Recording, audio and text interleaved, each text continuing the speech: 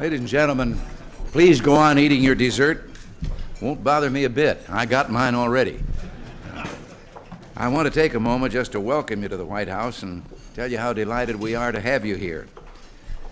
Actually, we were thinking of inviting Tip O'Neill to be here with us too, but then I remembered that my good friend, the Speaker, just can't stomach the idea of a free lunch. Anyway, it's good to see you all. You know, I always realize that each of you, your group, command great respect, but I never realized how much until today. You've corralled nearly half our top people and arranged it so that you were getting all the briefings on taxes and I wasn't. So finally I decided if you can't lick them, join them. So you'll get a little more briefing here. As you'll notice, I didn't come unprepared. I brought along a little artwork to highlight what we believe is the single most important part of this entire tax debate. Our bipartisan coalition offers a real tax reduction, while the House Democratic leadership, I think, is offering still another make-believe tax cut that dissolves into a huge tax increase. As you can see, the first chart on the right, they're offering only a 15% tax cut against nearly a 22% built-in tax increase. Now, of course, we're being told that there is in 1984, they offer no tax cut at all. Now, of course, we're being told there's a possibility of triggering a third-year tax cut if the economic conditions improve. But by holding the people's tax reduction hostage to future economic events, we'll be removing the certainty that they need to begin saving or investing more of their money, precisely what is needed to get our economy back in shape. I have said before and will repeat, government does not tax to get the money it needs. Government always finds a need for the money it gets. And so that third possible tax cut would be dangling out there. A trigger will do far more to preclude a third-year tax cut than to promote one. And that's why, on this chart on the right, I like that line marking the break-even point on taxes at about 22% is colored ocean blue, because obviously that's the line every taxpayer must remain above to stay afloat. But under the other proposal, you won't, you're sunk. Now maybe that's why when I asked their leadership last week how they can look the American public in the eye and say, we're reducing your taxes, I got no answer. They have no answer. And then I wondered why they're willing to give a business tax cut for at least 7 years, staged out in advance, but they think it's too dangerous to give individuals a commitment for 3 years. We're still waiting for an answer to that one too, but we shouldn't hold our breath. It seems they rest their entire case on just one claim, that their bill does more for middle-income Americans. And today we're going to bury that fairy tale also. To paraphrase a wise Englishman, Samuel Johnson, these fellows have had only one idea their whole life long, and what a pity, because it's dead wrong. You see, if we're sincere about giving the American people real tax reduction, then we have to do better than the typical one-shot here today and gone tomorrow rebates of old. We must make the people a commitment, a kind of commitment that says if you work or save more tomorrow than you did today, then your reward will be higher. More of every added dollar you earn will be yours to keep. And that's why it's so important to reduce tax rates. Now, for all those who will work hard for their families and who could succeed over time in raising their incomes, we must make a commitment that they won't be punished by tax rates designed only to feed the already bloated federal budget. So this is why, in addition to reducing tax rates, we must also reduce those rates across the board. Only then can we look the public in the eye and say we're providing real incentives that will help all Americans create, build, and share in growing prosperity. And only then can we truthfully say we're making a commitment to your future and not just to the next election. Well, we think that's the real difference between our bill and the House leadership bill. We make this commitment without qualifications. They offer half a loaf and a vague promise. Take a look at these charts on the left, which show what the real tax payments will be for income earners between $15,000 and $30,000 under the two bills. The dotted line is theirs. Yes, it goes down, and as they have boasted, a little bit more sharply in the first year than ours. But you come to this point down here where their tax cut stops and starts going back up again, not only in the form of Social Security taxes that have already been adopted, but in the form of bracket creep through inflation. And you will notice that our tax line does not go down as steeply beyond there, but continues to go on down. And that orange space in there is the money that you'll have in your pocket, differing between which tax you will have in your pocket or out of your pocket, depending on which one of those tax programs we choose. By 1983, under their bill, your tax cut, as you can see, is already a thing of the past. Your taxes are rising again, and they'll begin shooting higher and higher as time goes on. They want to rig the tax code to take back their tax cut as quickly as possible. And that way they'll be able to spend more and more. Under our proposal, working Americans do much better because the bipartisan bill makes a commitment to get rates down, and we're going to keep them down. I believe these charts speak wonders about two very different views of the world, and we're going to do everything we can to be sure the public sees them, because while they show the bipartisan bill making a genuine commitment to the future of middle-income Americans, they show the Democrat leadership bill throwing the public a bone now, knowing they'll get it back, if you will forgive the expression, with an arm and a leg attached. The bottom line, then, is not a choice between two different versions of a tax cut, as so many have said. It's a choice between reducing taxes on the American people or increasing them. And that's why we're so determined to hang tough on our bill. The simple truth is that there is a gigantic tax increase presently built into the tax system. And what we're really talking about with our tax bill is eliminating that tax increase. We go a few percentage points beyond. The tax increase that's built in is 22%. Our tax cut is about 25%. And we look forward, when we get out of the hole and have some leeway, we're already talking about a second tax cut bill in which we'll correct some more of the inequities that still exist. But we have to get that rate of growth up there. If I could, don't have a chart for this, you'll have to just look at my arms. The simple truth is, we're not, in our budget cuts, trying to do that line of growth in government down that way. We just want to lower it. And we want the tax bill that is being taken from the people lowered. And there will be the legitimate growth built in that we will need for our increase in size, for just normal growth that takes place. The difference will be that where we have been increasing spending in the government about 14% a year, we seek to bring it down to half that, to about a 7% increase a year. And now I have to apologize. I'm running late, but I've got a cousin here who's going to take over for me, Don Reagan, and with any questions that you may have, and I'm sorry that I can't stay to hear those, but one of these days I'm going to find where that place is here where they tell me what I'm doing every 15 minutes a day, and heads will roll. So thank you all very much for being here. Don Reagan, Secretary of the Treasury. Thank you. Don, it's all yours. Thank you, Mr. President. Thank you, I think. Well, it's about an hour and a half ago that I told you that I would answer questions. We've had a good luncheon, and who wants to start off? Right here.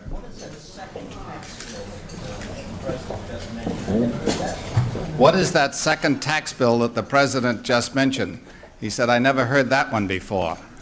What we're talking about are additional tax cuts or corrections to the tax code that are long overdue.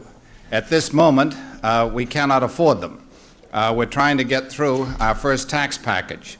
As soon as that is complete, we will start to think about what other additions we can make to the tax code so that when we can afford it and the money is available, then we will have a second tax cut. Yes, sir. Mr. Reagan, why doesn't Wall Street believe you? Wall Street never believed me. But that is not to say that I was always wrong.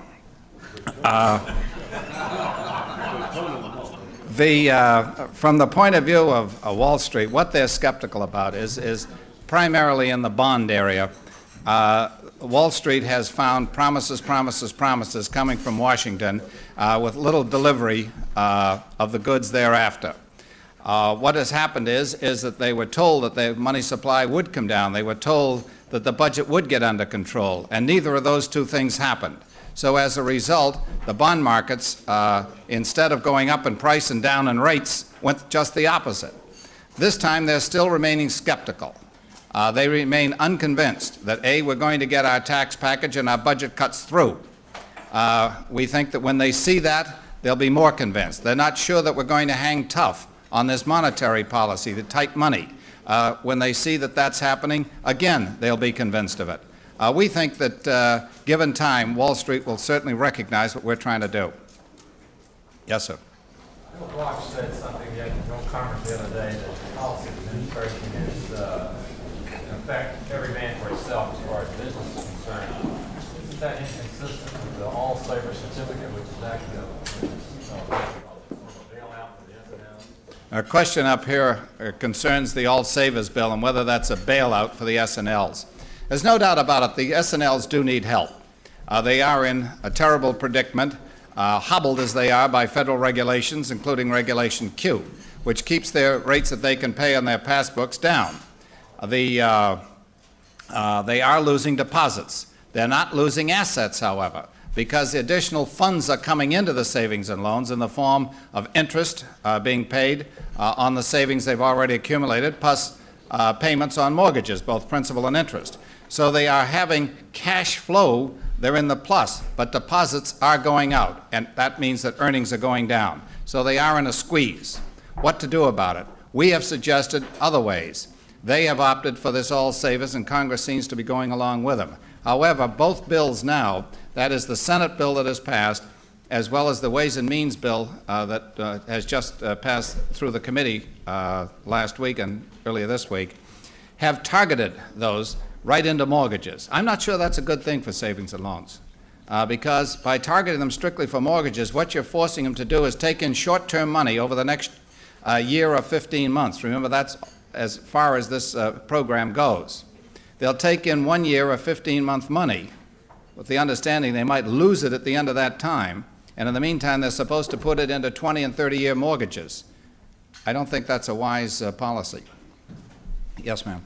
In relation to the same issue, all savers probably won't solve the long-term problem of matching interest rates for the deposits with the portfolios of the savings and loans. Well, on all fronts, the financial industry is being pressed to deregulate, to go interstate, all the different changes being forced on electronic transfers. Are you looking at any proposals to address the questions being brought up by financial deregulation? Yes.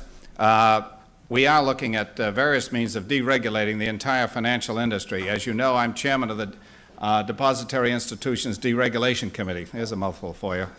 We shorten that to DIDC here. The DIDC has already voted on the liability side of the balance sheet to start freeing up the banks by allowing them to set their own rates of interest for monies in the 2.5 on out area. And gradually through 1985, and in 1985, to be completely deregulated as to the amounts of interest they can pay. There'll be no regulation on that. Now, on the asset side of the balance sheet, we have to start giving them additional powers, things to do. Already, the Federal Home Loan Bank has made some suggestions in the form of a bill. There are other suggestions that will be coming forward. This administration is committed to deregulating financial institutions as much as possible over the next few years. I think there'll be discussions starting this fall in both the Senate Banking Committee and in the House Banking Committee on whether or not the Douglas Amendment, for those of you who might not know what the Douglas Amendment is, the Douglas Amendment has to do with whether or not you can do interstate banking and what types of banking can be done. That probably will come under discussion for possible change. Yes? Is there much hope of the savings that will come about by the tax cut if passed going into productive investment as long as T-bills and so forth, in other words, the no-risk investment, interest rates have got to give before any of that going into capital investment? Well, a recent poll by CBS New York Times indicated that 52% of those polled said that they would save the tax cut when it came along. Now, if you think that the business portion of the tax cut, a subject we haven't discussed as yet, but this is the accelerated capital recovery system, 15-10-5-3, that will be entirely savings, and that's about 25% of the tax cut. So put the 25 and the 52 together, and you get somewhere between 70 and 75% of the tax cut probably will be saved, according to our best estimates. But in what form? In what form? It's hard to say. We have in there an increase in the Individual Retirement Act to take from $1,500 up to $2,000 for any one individual, and then a limited Individual Retirement Act, the LIRA, to take that so that anybody, you or I, federal government, private industry, covered by a pension or not, can put aside $1,000 and exclude that from taxable income, $2,000 per family. That would mean a tremendous addition to savings. We think a lot of people will set that type of savings aside. If that is done, that type of savings has to be designated primarily into the thrift institutions. If you're just setting aside $1,000 a year or less, $500, $700, you wouldn't ordinarily be putting that into the stock market or into the bond market. You'd be going right directly to the thrift. So we think that'll be an added inducement to get savings where it's needed in the thrift industry. Yes, sir. Do you believe that the helping household to retain certain portions of Social Security would be an opening wedge to interfere with the passage of your total program in the Congress? No, I don't believe so. I think our tax plan will go through. The budget cuts, budget reconciliation process will be done before we get into the Social Security debate in any depth, although I notice that practically every day the Senate is having a vote on a different type of thing regarding Social Security. I think that's more for the fall, the Social Security portion. Yes, sir. Secretary, many of the conservative Democrats in the House are from oil and gas producing areas.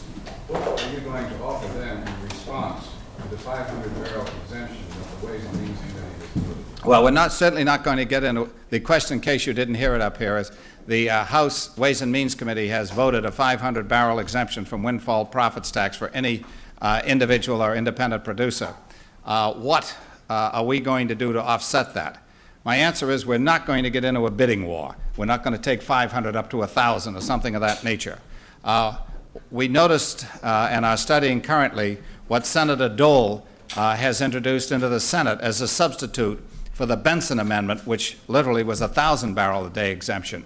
The Dole Amendment would take new oil, heavy oil, and oil from tertiary recovery and start exempting that from the windfall profits tax, 30%, 22.5%, 15%, on down, so that by 1985, all of those three types of oil would be exempt from the windfall profits tax. In any event, windfall profits tax goes out in 1990. So if we take it sooner to 1986, that possibly might be a solution. Thank you, Mr. So are Secretary. you worried about the delay in reducing the top rate of 70% on investment income that's in the Democratic bill? Yes, I'm very worried about that. Glad you brought that up. As you know, what's happened in the House bill, the investment income is now taxed at its top bracket is 70%. Under the proposal in the Senate and in Honorable Hance, it would come from 70 to 50 starting next year, January 1st of 1982. The O'Neill-Rostenkowski bill takes that down in steps, 70, 60, 50. Obviously, what they're trying to do there is to pick up some revenues in order to pay for some of that skewing that they're doing. So that from our point of view, we would like to see that 70 to 50 right away. We think that's a great stimulus to investment because it takes the capital gains tax rate right down to 20%. The last time they cut capital gains, 1978, we had an immediate increase in income and treasury from capital gains in 79 and again in 80. That's a tax producer. And it certainly frees up money and makes for more investment and stimulates the economy. We much prefer our 70 to 50. Well, I see my time is up. Thank you. Thank you. I've enjoyed being with you. Thank you very much.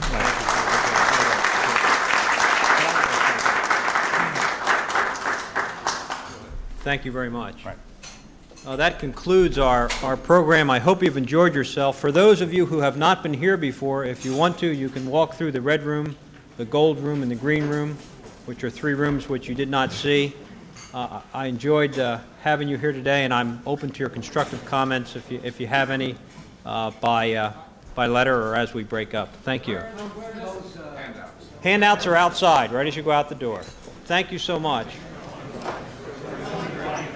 What was the president doing? Telling jokes there? Oh, yeah. Watching you lose your car. You guys were hooping it up there.